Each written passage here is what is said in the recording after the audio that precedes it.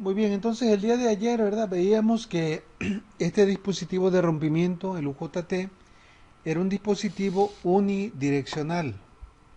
Pueden ver la diferencia entre la curva característica de corriente y voltaje. Este solamente se va a activar con un voltaje positivo denominado como voltaje de pico. Y cuando se llega, ¿verdad?, al voltaje de pico entre el emisor y la base B1, se requiere que fluya una corriente de pico, que es la corriente de, de arranque, podríamos decir.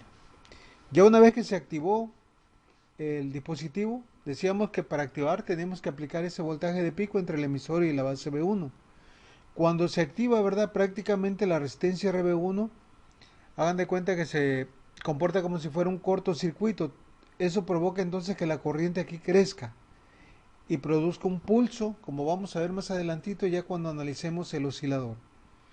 Bueno, entonces este dispositivo es diferente al DIAC y diferente al SBS. ¿Por qué digo esto? Porque en aquellos dos podían trabajar con un voltaje positivo o negativo, o sea, podían conducir en ambas polaridades. Este no, solamente se puede trabajar, ¿verdad?, con un voltaje positivo. Entonces hay que tomar ciertas consideraciones cuando se implementa para que pueda trabajar como en un circuito de disparo. Bueno, entonces vamos a ver a continuación esto.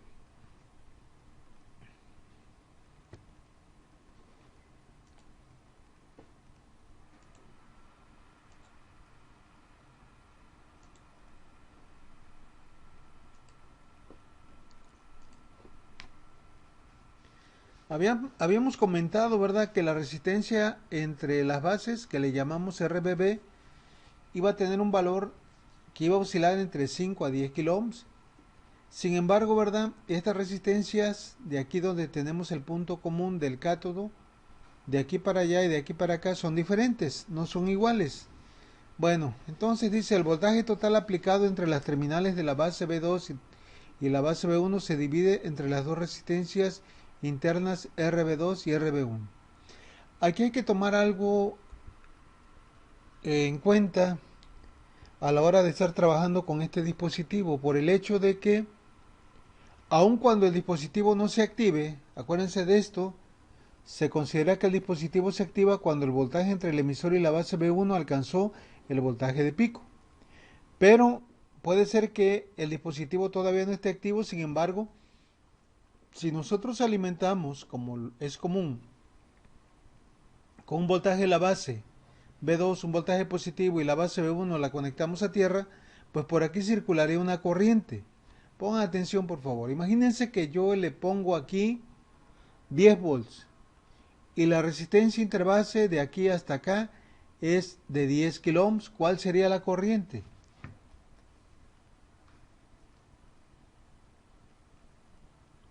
¿Cuál sería la corriente?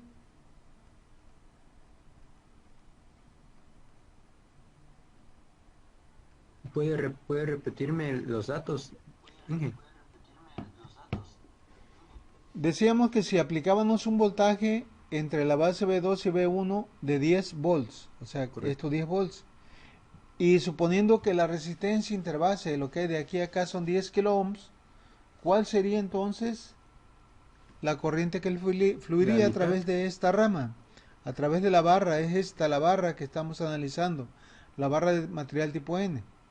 Pues iba a conducir, ¿verdad?, 10 volts entre 10 kilo ohms. Eso me iba a dar una corriente de 1 miliampere. Es una corriente muy pequeña, pero hay que tomarla en consideración, sobre todo para el diseño del circuito de disparo. Bueno, entonces dice cuando se aplica una tensión entre las bases circula una corriente en la barra de silicio N entre las dos terminales, la que estamos ahorita calculando. Como la barra tiene una resistencia RBB, la corriente interbase se puede calcular de esta manera, como el voltaje aplicado entre la resistencia de la base. Muy bien, entonces vamos a ver a continuación algo importante. Si nosotros estamos considerando, ¿verdad?, que le aplicamos un voltaje entre la base B2 y la base B1, pues ya dijimos que va a circular una corriente. Ahora bien, a mí me interesa encontrar el voltaje que hay, la caída de tensión que hay en esta resistencia, no en esta, porque es aquí donde voy a a estar monitoreando el pulso. ¿Cómo le haríamos para encontrar el voltaje aquí? Pues fácil, ¿verdad? Aplicamos divisor de voltaje. Aquí tenemos el voltaje de entrada. El divisor de voltaje, la regla establece que el voltaje en una determinada resistencia va a ser igual a ¿quién? Al voltaje de entrada multiplicado por ¿quién? Por la resistencia donde quiero medir el voltaje, dividido entre la suma de las dos resistencias en serie que existen. Por tal motivo, el voltaje en la resistencia RB1 quedó así, igual al voltaje BB2, B1, el voltaje de aquí a acá, por la resistencia donde quiero medir el voltaje entre la suma de las dos. Entonces, esta ecuación, ¿verdad?, nos va a permitir calcular o determinar el voltaje en la resistencia RB1, que sería un voltaje interno. Pero este voltaje se puede expresar de otra manera, considerando o definiendo este cociente. La resistencia RB1, esta, entre la suma de las dos de esta más esta, nos queda de esta manera. Se designa con la letra nu y se le conoce como factor de separación intrínseco. Otra manera de expresar el factor de separación intrínseco pues sería RB1 entre RBB. Acuérdense que RBB es la suma de estas dos. De tal manera entonces que el voltaje en la resistencia RB1 se puede expresar así. Voltaje de la fuente por nu, donde nu viene siendo todo esto. A esta ecuación le vamos a llamar la ecuación 2.4. Acuérdense que tenemos tres ecuaciones de lo que ya vimos. La ecuación 2.1, el voltaje normalizado para entrar a la gráfica. Luego la ecuación 2.2 para calcular el valor de la resistencia R1, que es igual a T1 entre 2FC. Y luego la 2.3 para calcular, ¿verdad?, la resistencia R2 cuando estamos trabajando con las gráficas, que es igual a la constante de tiempo entre 2FC menos la resistencia R1. Por tal motivo a esta le corresponde el número 2.4. Ahora bien, ya que nosotros sabemos cuál va a ser la caída de tensión aquí entre la resistencia RB1, ya estamos en condiciones de obtener el voltaje aplicado entre el emisor, aquí ya está todo el dispositivo completo, y la base B1, para que nosotros podamos activar el dispositivo. Fíjense bien, para que se pueda activar el dispositivo, este voltaje aplicado entre el emisor y la base B1 debe de ser capaz de polarizar de manera directa a este diodo para que pueda circular una corriente. Ustedes saben que para que pueda circular la corriente debe de haber una polarización directa, es decir, más en el ánodo, menos en el cátodo, y que hay una diferencia de potencial de al menos 0.7 volts. Eso es para los diodos normales, ¿verdad? Entonces aquí, ¿cómo vamos a sacar ese voltaje necesario para activar al UJT? Pues vamos a aplicar la ley de tensiones de Kirchhoff. La ley de tensiones de Kirchhoff dice que el voltaje aplicado a una malla va a ser igual a ¿quién? A la caída de voltaje que hay alrededor de los elementos que constituyen la malla. Entonces el voltaje aplicado a la malla, ¿quién sería? BEB1, de aquí a acá, ¿sale? Y este va a ser igual a ¿quién? A la caída que hay en el diodo, BD, más la caída que hay en la resistencia RB1.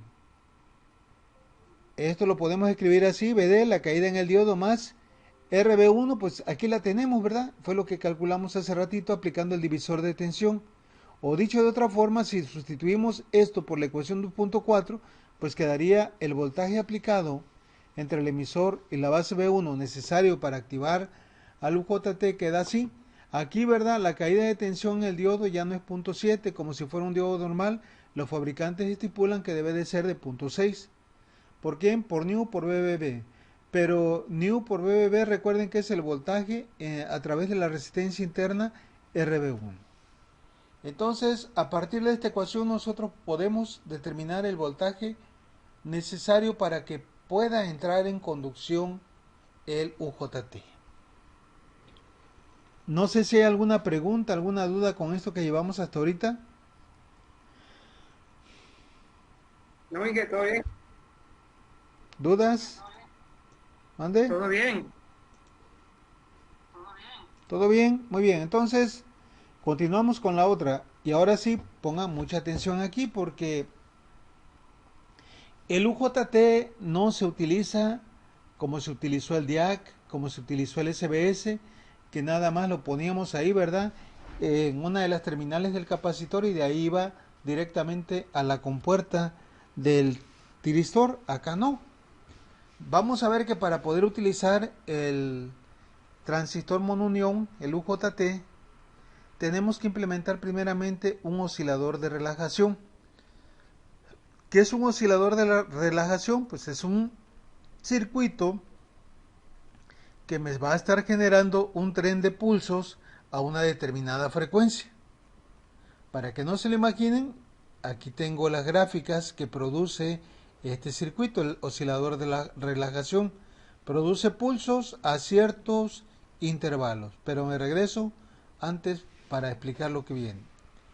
El oscilador de relajación, como lo pueden ver aquí, está constituido por varios elementos. En primer lugar, la fuente que va a alimentar a todo esto.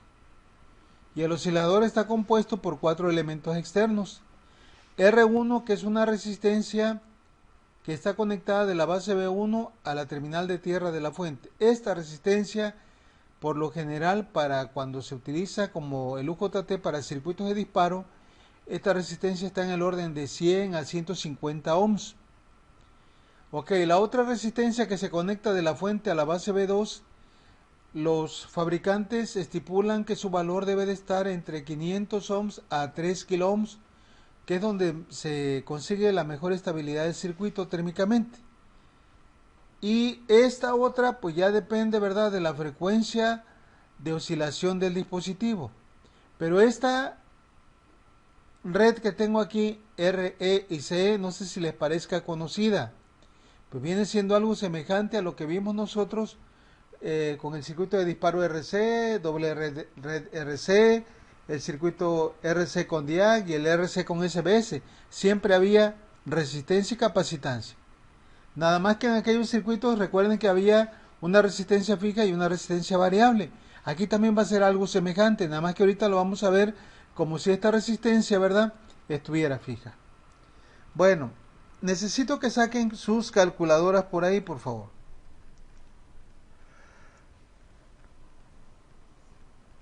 Y vamos a darle valores a los parámetros del circuito. Vamos a suponer que nosotros alimentamos al oscilador con 12 volts. ¿Ok? Pero antes de esto, fíjense bien para que ustedes sepan de lo que estamos hablando, les voy a proyectar, les voy a mostrar la hoja de datos de un UJT, el 6410. Aquí dice transistor unijuntura. Viene en un encapsulado TO92. Bueno, entonces aquí vienen algunas características. La corriente RMS del emisor dice que puede alcanzar los 50 miliamperes. La corriente de pico del emisor puede alcanzar hasta 1.5 amperes. El voltaje de bloqueo en el emisor puede alcanzar los 30 volts. Y algo muy importante, fíjense aquí por favor esto. Aquí me dice el voltaje interbase. ¿Qué quiere decir esto? Que es el máximo voltaje que yo le puedo aplicar al dispositivo entre aquí y acá, o entre acá y acá. ¿Cuánto dice el fabricante? Pues es de 35 volts. ¿Sí? Entonces, para una fuente como lo conectábamos antes el DIAC o el SBS, que no le poníamos ninguna protección, pues aquí no va a ser el caso, porque si lo conectamos directamente a la fuente de 127 volts que previamente se tenía que haber rectificado, lo va a dañar, lo va a quemar, porque va a sobrepasar ese voltaje. Entonces, para el 6410, el máximo voltaje que le puedo aplicar, con lo que, dicho de otra manera, con lo máximo que puedo alimentar el oscilador serían de 35 volts, y ya estaría yo en el límite, ¿verdad?, que posiblemente me lo echaría. Entonces siempre el oscilador, el voltaje del oscilador, el que aparece aquí como VCC, va a tener un voltaje menor a 35. Siempre debemos de ver la hoja de datos del fabricante. Bueno, y aquí hay otra cosa. ¿Recuerdan lo que era nu? El factor de separación intrínseco, nu. Pues era la relación del cociente entre la resistencia interna RB1 entre la suma de RB1 más RB2. Este factor de separación para este dispositivo está entre 0.7 mínimo y 0.85 máximo. Pues el típico tendríamos que sacar un valor medio de aquí. La resistencia interbase, ¿verdad? Hace ratito mencionábamos aquí en la presentación que oscilaba de 5 a 10 kilo ohms. Para este, ¿de dónde va? De 4 hasta 9.1 el máximo. El típico para este sería de 6 kilo ohms.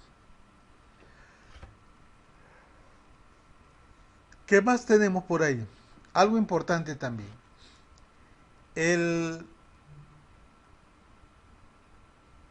La corriente de pico. ¿Recuerdan cuál era la corriente de pico? Era la corriente mínima necesaria para activar a quién? Al dispositivo. Es decir, cuando el voltaje entre el emisor y la base B1 alcanzaba el voltaje de pico, debería de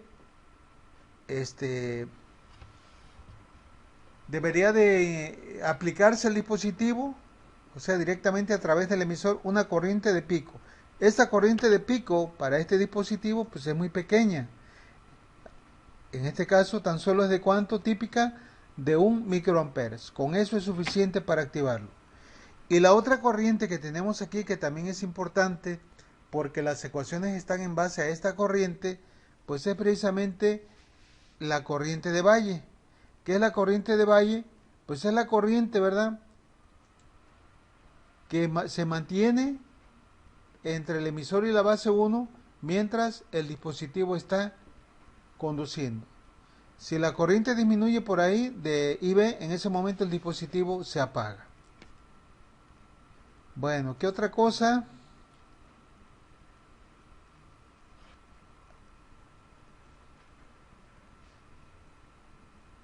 El voltaje dice, el pulso de voltaje pico de encendido en la base puede llegar hasta 8 volts, 5 y 8 típico. Es el voltaje que puede llegar ahí, ¿sí? Pues estas son las características de este dispositivo. Es un transistorcito muy pequeño, ¿verdad? Pero que con él podemos hacer ciertas cosas, como es el caso de activar a los tiristores. Bueno, entonces me regreso acá. Ok, entonces, fíjense bien, les decía, quiero que por ahí saquen su calculadora. Ya habíamos llegado aquí, creo que no, ¿verdad? O sí, no hemos llegado, aquí estábamos. Quiero que por favor saquen su calculadora. Vamos a suponer que nosotros le damos valores a este circuito, ¿verdad? Sobre todo estos de acá. Aquí cuando vayamos a analizar un UJT, conviene dividirlo en dos secciones. De este lado, RE y CE se considera una malla de entrada, y R2 y R1 junto con la resistencia interbase se considera la malla de salida. Bueno, dijimos que esta resistencia era pequeña, vamos a darle un valor de 150 ohms. Vayan anotando por ahí. La resistencia interbase vamos a darle un valor de 10 kilo ohms. Y la resistencia R2 les decía que puede estar entre 500 a 3000 ohms. Vamos a darle un valor de 1000 ohms. Entonces, ¿cuánto sería? 1000 más 10, 10.000 más 150, perdón, 1000 más 10 serían, ¿cuánto dijimos? 11.000 más 150, 1150 ohms. Y si yo le aplico 12 volts, ¿cuál sería la corriente que estaría circulando por aquí? Esa es la corriente que va a estar circulando antes de que el dispositivo se active. ¿Cuántos volts dijo?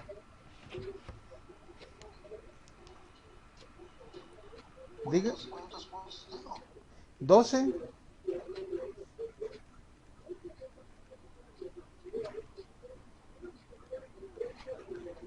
¿Sería 12 sobre 11.000?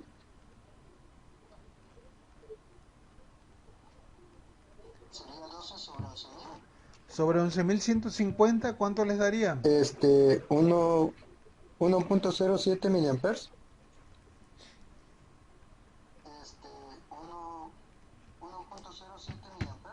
Es correcto, esa es la corriente que estaría circulando aquí antes de que el dispositivo se active.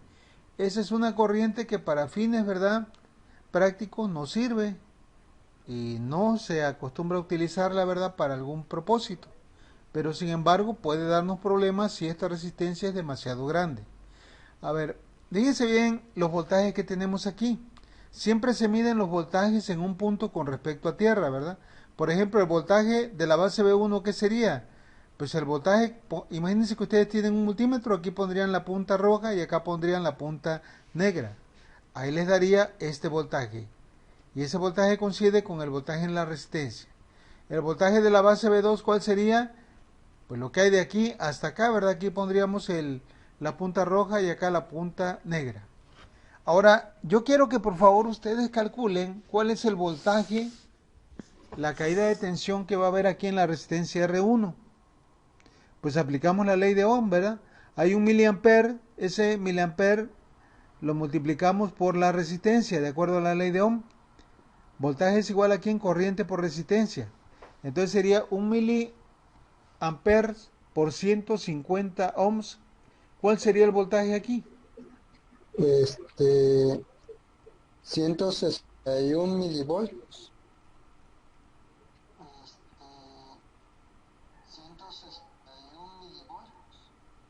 161 milivolts, o sea, Correcto.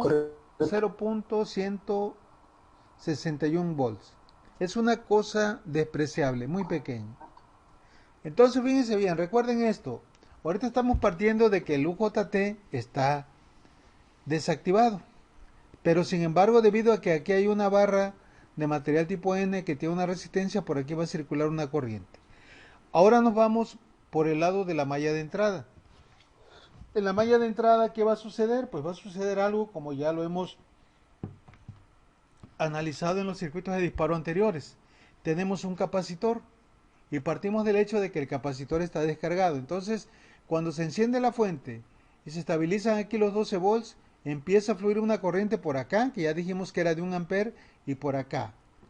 Esta corriente que pasa a través de la resistencia RE va a empezar a cargar el capacitor. Este capacitor se va a cargar rápidamente o lentamente dependiendo del ajuste de la resistencia RE.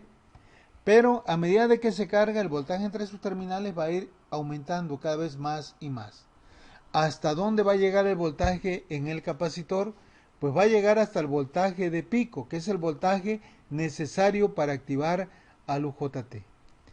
¿Cuál es el valor del voltaje de pico? Pues aquí ya no son ni 32 ni 30 como en el DIAC, ni 8 como en el SBS, porque depende de las condiciones, de los parámetros externos que tenga conectado el circuito. Entonces, puede ser que sean 12, 14, 16, no sabemos. Pero lo que sí sabemos es que cuando el voltaje en el capacitor alcance ese valor, este dispositivo se activa. Y cuando se activa, ¿qué es lo que pasa?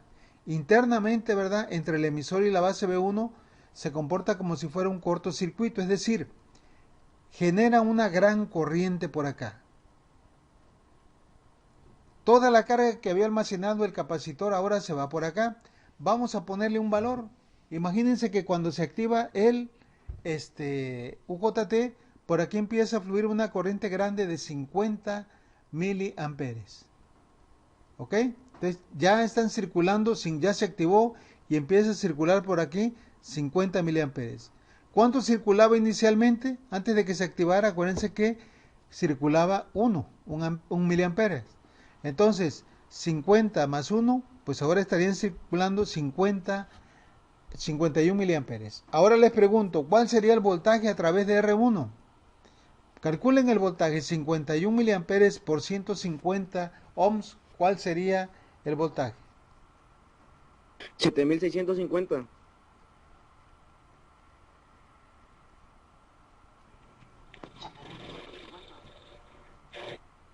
A ver, 7.65.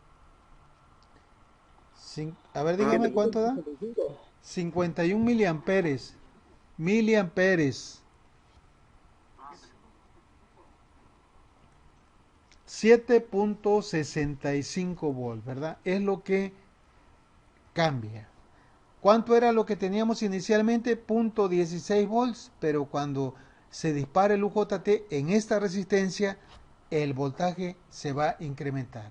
Entonces, es lo que tenemos acá. Fíjense bien acá en esta parte. Aquí. Cuando el UJT se dispara, se provoca esto. Este es el voltaje, la forma de onda de voltaje que veríamos con un osciloscopio. Si nosotros ponemos la punta de prueba del osciloscopio aquí y la de la Tierra acá, esto que ven aquí, ¿qué pasa? No llega a cero, ¿verdad? Quiere decir que el voltaje entre de la base B1 no llega a cero. ¿Por qué? Porque antes de que se active el SCR dijimos que había una pequeña corriente de 1 miliampere, ¿verdad? De acuerdo al ejemplo. Y eso hace que haya un pequeño voltaje. Por eso esto que ven aquí se refiere a ese pequeño voltaje. Pero en el momento de que se dispara el UJT, crece la corriente y el voltaje también va a crecer. En este caso, de acuerdo a los valores del ejemplo, se fue hasta ¿dónde? Hasta 7.65 volts. Ese voltaje y esa gran corriente nos va a servir precisamente para activar al SCR, pero vamos por partes. No sé si hay alguna pregunta con esto.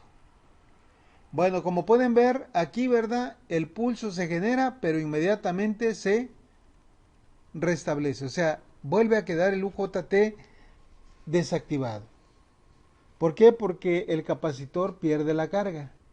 Y al perder la carga, ya no puede estar manteniendo la corriente de valle. Acuérdense que la corriente de valle es la corriente mínima necesaria para mantener al UJT activo. Pero como se descarga, entonces ya el dispositivo se apaga. El UJT produce un pulso de corriente fugaz, o sea que manda ese flachazo y al ratito ya se apaga. Y nuevamente, ¿verdad? Se tiene que cargar otra vez el capacitor, volver a alcanzar el voltaje de pico para que genere otro pulso. Y así va a estar para arriba, para abajo, para arriba, para abajo. La frecuencia a la cual van a estar generándose los pulsos va a depender de esto, del valor de la resistencia RE y del capacitor CE. Bueno, me voy a regresar acá donde estábamos, que es exactamente lo mismo. Entonces dice, cuando se aplica energía, el capacitor CE se carga a través de la resistencia RE hasta alcanzar el valor del voltaje de pico, lo que les comentaba. En ese punto el UJT se dispara siempre que RE no sea demasiado grande. ¿Por qué? ¿Qué pasaría si RE es demasiado grande? El capacitor va a tardar mucho en cargarse. ¿Ok? Bueno, vamos a ver entonces, no sé si haya dudas con respecto al funcionamiento de este circuito del oscilador de relajación.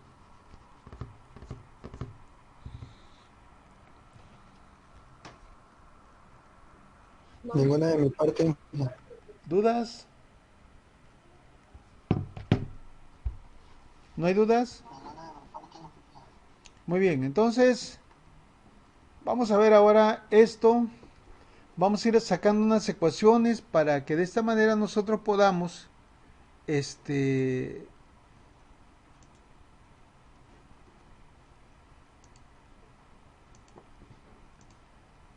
ir analizando esto para lo que viene, ¿verdad? Porque esto ahorita nada más es el oscilador de relajación, pero este oscilador lo tenemos que aplicar para disparar a un tiristor. Bueno, entonces dice, para poder disparar al UJT deben entregarse una corriente mínima desde la fuente al emisor, desde aquí de la batería de la fuente hacia el emisor.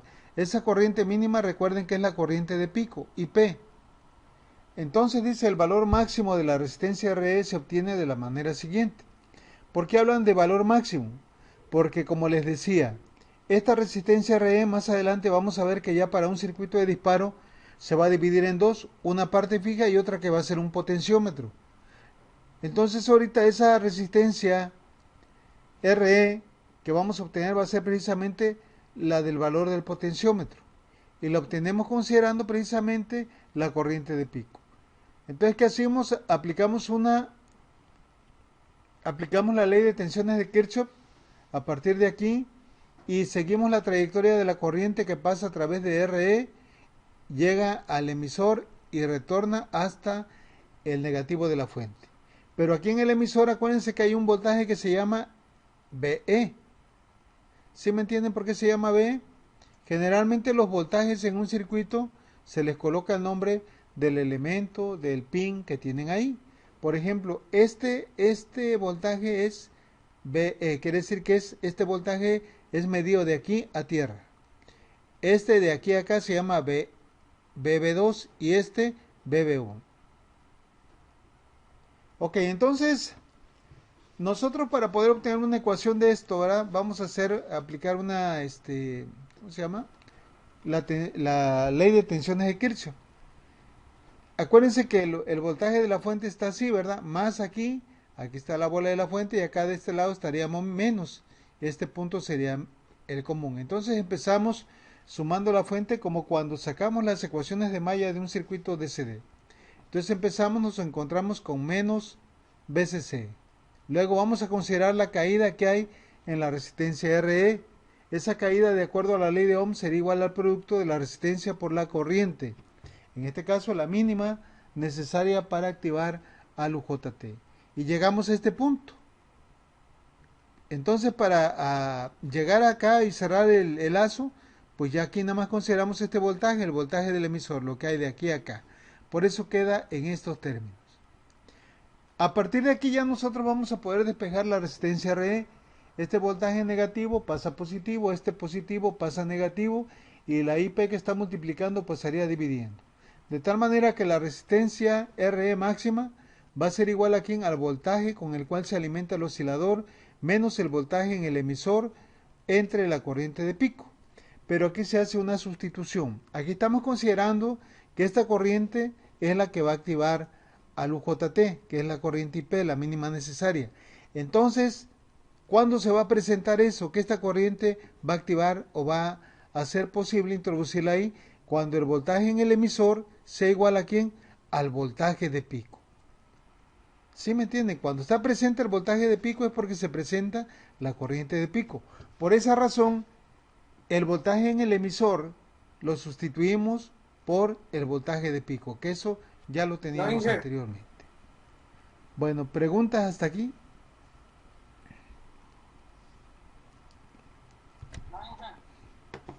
Muy bien, entonces ahora vamos a ver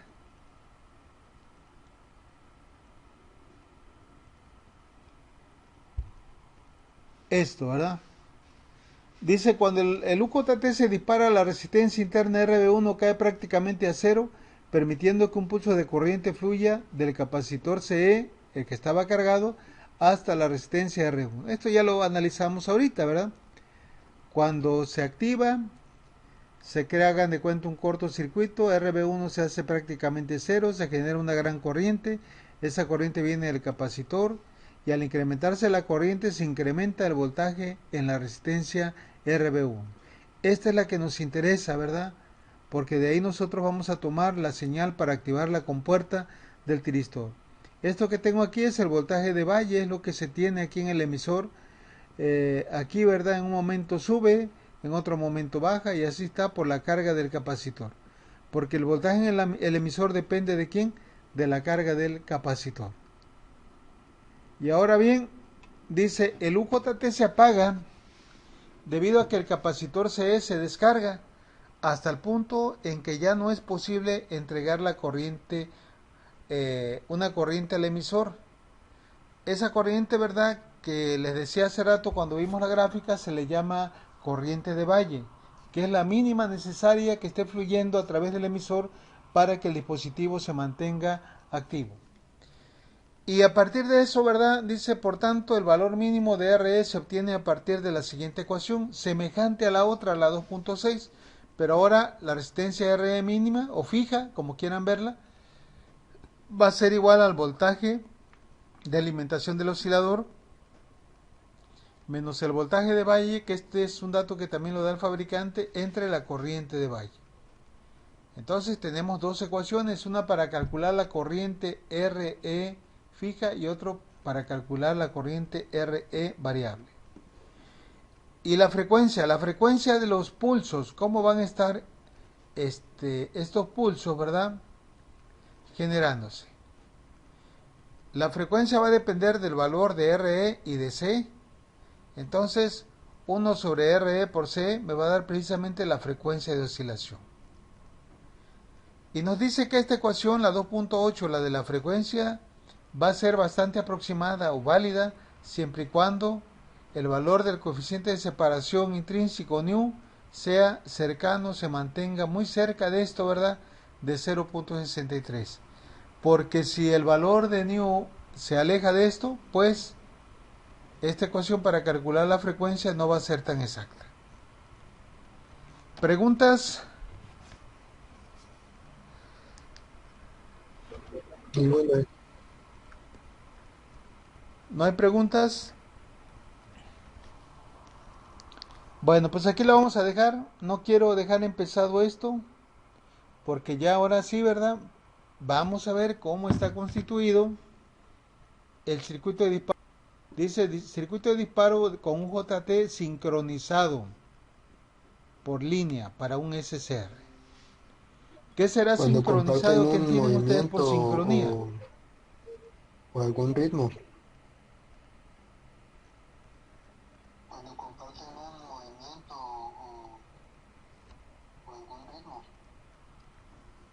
¿Cómo la ven? ¿Qué dicen los demás? Que llevan un orden. Cuando vienen las Olimpiadas, a ver, que llevan un orden. Cuando vienen los Juegos Olímpicos, ¿verdad? Y luego hay un deporte que se llama nado sincronizado, no sé si lo recuerden, que practican puras señoritas, puras muchachas, ¿verdad? Y bailan ahí en el agua, pero todo es sincronizado. ¿Por qué? Porque lo que hace una, lo hace lo otro. Y dicho de otra manera, toman una referencia. Hay una referencia que hay que seguir. Entonces aquí, ya trasladando eso a nuestro circuito de disparo, nosotros ¿cómo hemos medido el ángulo de disparo? ¿A partir de dónde se mide el ángulo de disparo? ¿Sí recuerdan? Pues a partir del cruce por cero, cuando inicia el ciclo de onda del voltaje senoidal. A partir de aquí a acá se mide en grados. Pues entonces, este oscilador decíamos que generaba pulsos, pero genera a lo loco. Si no hay una referencia, va a generar a lo loco, y eso es lo que no queremos. Entonces, ¿qué hacemos? Pues lo vamos a sincronizar con esto a partir del cruce por cero. Pero esto pues ya lo vamos a ver el lunes. No sé si hay alguna duda.